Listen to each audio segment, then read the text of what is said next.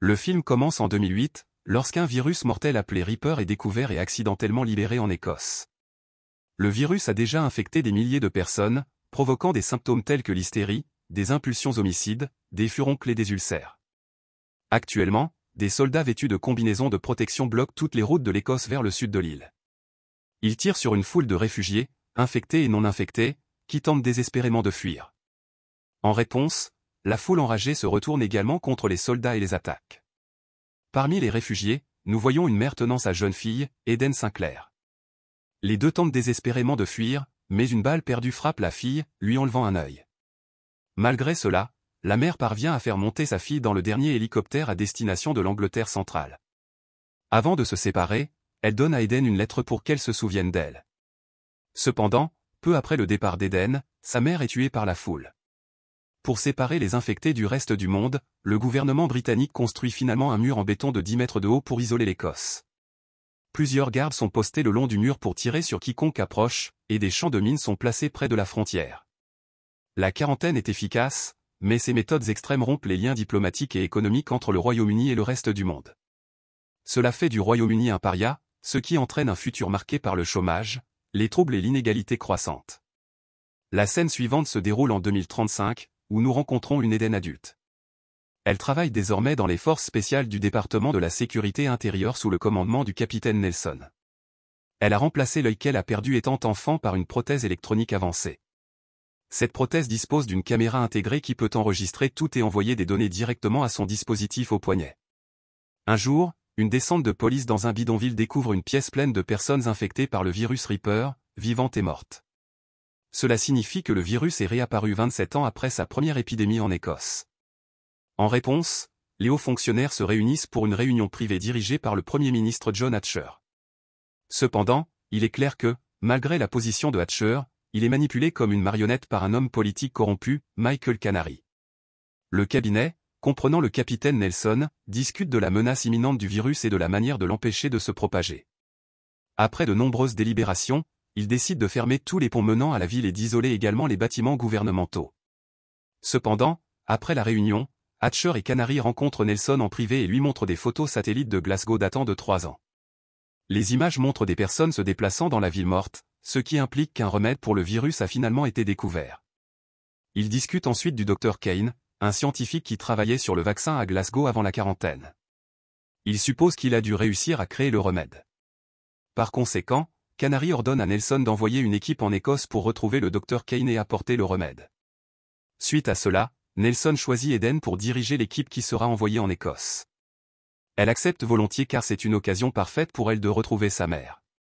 Avant de partir pour l'Écosse, Eden rencontre Canary, qui lui ordonne de revenir dans les 48 heures. Il lui fait alors comprendre que si elle ne trouve pas le remède, elle ne devrait pas revenir du tout. Canary lui donne également des informations sur le Dr Kane, lui demandant de se rendre d'abord à son laboratoire et de suivre la piste à partir de là. Dans la scène suivante, Eden monte dans un hélicoptère et arrive bientôt au mur de la frontière écossaise. Là, elle rencontre ses nouveaux subordonnés, le sergent Norton, les caporaux Chandler, Reed, Carpenter et Miller. Il y a aussi 2 médecins militaires, Talbot et Sterling, qui ont autrefois travaillé au centre de recherche sur le virus Reaper. L'armée ouvre les portes qui avaient été soudées en 2008, et l'expédition entre dans la zone de quarantaine avec 2 véhicules blindés.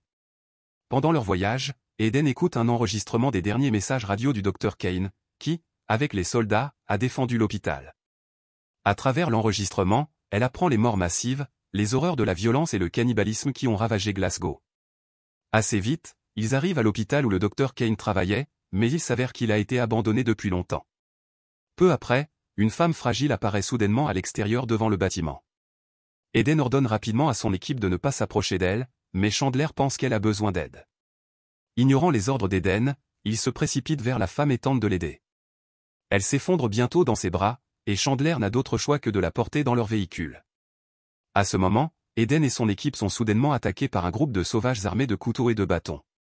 Ces personnes sont couvertes de peintures colorées et de tatouages, ressemblant à des rockers punks. L'équipe d'Eden riposte violemment et défait de nombreux attaquants, mais Carpenter et Miller sont tués dans le processus.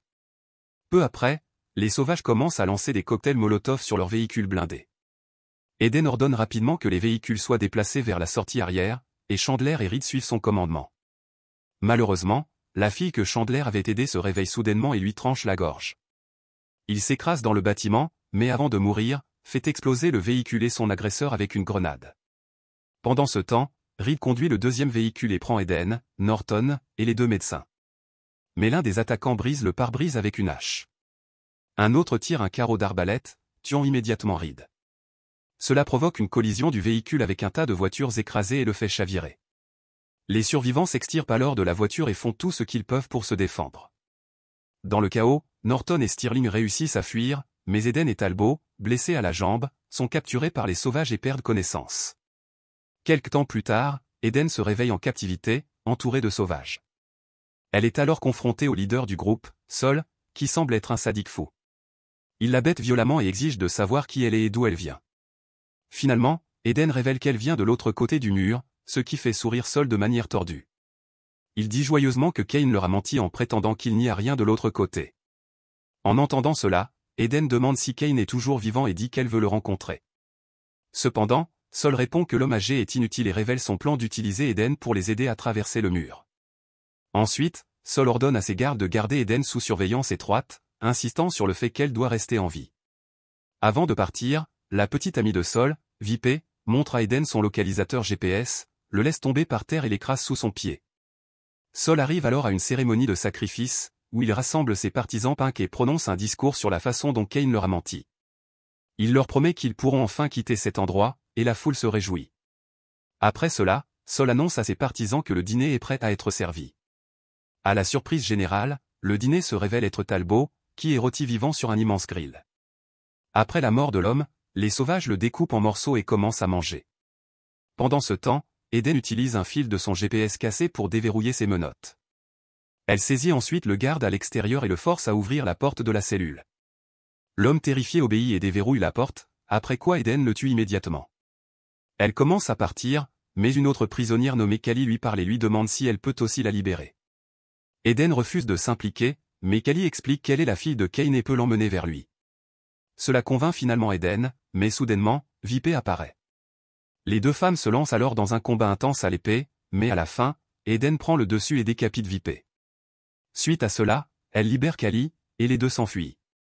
Elle rencontre l'ami de Callie, Joshua, en chemin, qui accepte de les aider à s'échapper. Eden contacte ensuite Norton et Stirling par radio, leur donnant rendez-vous à la gare. Les deux se rendent immédiatement sur place, mais sont repérés par des sauvages en chemin. Malgré le danger, ils courent de toute leur force tandis que les attaquants les poursuivent à moto. Eden se précipite aussi pour aider ses compagnons et tue un des sauvages avec une hache. À la fin, elle et son équipe parviennent à monter à bord du train juste à temps, échappant de justesse à leurs poursuivants. Après un moment, Callie révèle que Sol est en réalité son frère et le fils de Kane. Mais son père et son fils sont actuellement en guerre brutale. Callie ajoute que, bien qu'elle dise à Eden où se trouve son père, elle n'a pas l'intention d'y aller elle-même. Elle décrit son père comme un psychopathe qui prend plaisir à torturer et tuer quiconque s'oppose à lui. Peu après, le train les emmène dans une région montagneuse isolée. Le groupe passe ensuite par un ancien abri anti-bombe, construit à l'origine pour se protéger d'une guerre nucléaire et stocké avec toutes les fournitures nécessaires. Cependant, peu après avoir quitté l'abri, ils entendent le bruit assourdissant de sabots de chevaux, et plusieurs cavaliers montés arrivent armés d'arcs et de lances. Il s'avère qu'ils sont les exécuteurs de Kane, dirigés par un homme dangereux et intimidant nommé Télamon. Le groupe tente de fuir, mais Joshua est tragiquement frappé et tué par une lance, tandis que les autres sont capturés. Ils sont ensuite emmenés dans un ancien château médiéval où Kane règne après s'être proclamé roi d'Écosse. Eden finit par le rencontrer, mais elle se rend vite compte qu'il n'est pas celui qu'elle attendait. Kane révèle qu'il a choisi cet endroit parce qu'il savait qu'il surveillerait les villes. Il croit que cette société primitive et fermée est la plus fiable et qu'elle survivra, peu importe s'il y a de la vie de l'autre côté du mur. Lorsqu'Eden révèle que le virus Reaper est revenu et qu'elle est venue chercher un vaccin, Kane informe négligemment qu'il n'y en a pas. Il s'avère que les quelques Écossais qui ont survécu ont simplement développé une immunité au virus. Pour maintenir son pouvoir, Kane ordonne l'exécution d'Eden et de ses compagnons. Le psychopathe ne ménage même pas sa fille et ordonne qu'elle soit marquée au fer rouge pour la purifier de toute infection. Après cela, Eden est forcé de se battre contre Télamon dans l'arène. Pendant ce temps, Norton et Stirling maîtrisent leurs gardes et les enferment dans leurs cellules. Ils libèrent ensuite Callie et s'introduisent dans un coffre à munitions, prenant des grenades et d'autres armes. Dans l'arène, Eden continue son intense combat avec Télamon. Elle parvient finalement à percer son casque avec un ciseau et le tue. Cela met Kane dans une rage folle, qui ordonne l'exécution des prisonniers. Mais avant qu'ils ne puissent agir, Norton fait exploser plusieurs sections du château avec des grenades. Au milieu du chaos, Eden et ses compagnons se battent pour sortir. Ils parviennent à s'échapper à cheval, mais Kane envoie une poursuite après eux. Ensuite, nos héros se cachent dans l'abri anti-bombe, entourés d'une variété d'objets utiles tels qu'une Bentley de luxe et un radiotéléphone. Mais avant qu'ils ne puissent partir, les hommes de Kane arrivent et lancent une attaque. Ils tirent immédiatement sur Norton avec un arc et le tuent tragiquement. Eden est dévasté par la perte de son ami, mais il n'y a pas de temps pour pleurer. Les 3 survivants montent rapidement dans la Bentley et s'échappent vers la ville. En chemin, Eden contacte Canary par téléphone pour l'informer que la mission est terminée et lui demander de venir près du mur de quarantaine. Ce dernier est ravi de la nouvelle et part immédiatement en hélicoptère pour les rencontrer. Cependant, le danger est loin d'être terminé, car le groupe d'Eden est accueilli sur l'autoroute par plusieurs voitures et un bus, dirigé par un groupe de cannibales. Sol, consumé par la colère de la mort de sa petite amie, commande l'attaque.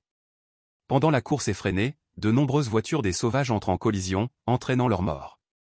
Un Sol désespéré saute ensuite sur le toit de la Bentley et parvient même à s'y faufiler un moment. Mais Eden le repousse et accélère le véhicule. Les sauvages commencent alors à lancer des scies à lame sur la Bentley, mais l'une frappe accidentellement leur propre chef au cou. Alors que Sol s'accroche au toit, Eden fonce avec la voiture directement dans le bus que les sauvages utilisaient comme barrage. Cela provoque l'explosion du bus et décapite Sol, tout comme sa petite amie. Après que le chaos se soit apaisé, un hélicoptère se pose devant eux, duquel Canary émerge. Il exige le vaccin contre le virus, et Eden lui remet Cali. Elle explique qu'en raison de l'immunité développée par la fille, obtenir le vaccin de son sang sera facile. En entendant cela, Canary, satisfait, révèle qu'il n'a pas l'intention d'utiliser le vaccin immédiatement. Au contraire, il veut attendre que la pandémie dévore le monde entier. En tant que seul propriétaire du vaccin, il prévoit de devenir un héros et de prendre le contrôle de la planète. Canary demande alors à Eden de venir avec lui, mais elle refuse et retourne dans la voiture. Au lieu de revenir à Londres avec les autres, Eden se rend à Glasgow pour retrouver sa mère. Mais elle est dévastée d'apprendre que sa mère est déjà décédée. Tandis qu'Eden regarde ses photos en pleurant, Nelson la visite. Les deux discutent un moment avant qu'Eden lui remette un enregistrement de sa conversation avec Canary, qu'elle a capturé avec son œil cybernétique.